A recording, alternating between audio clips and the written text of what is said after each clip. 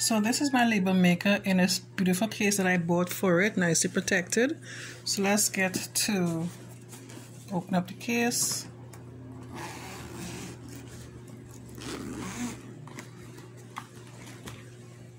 This strap here is basically pull out the label maker easily. So let's put this aside. So the mistake I make when I bought this label maker, it only had one cartridge, but so basically I ran out and I didn't have anything, so I had to order another one.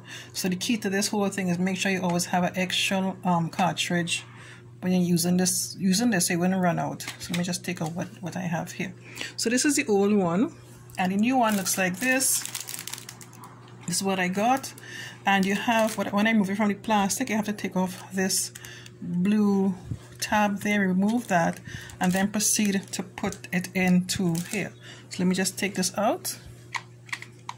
What I did was I made sure that the exact position that this was in, and this is a new cartridge. I'm going to push this in like that and close it back in.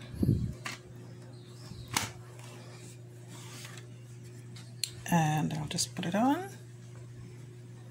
Print something quickly.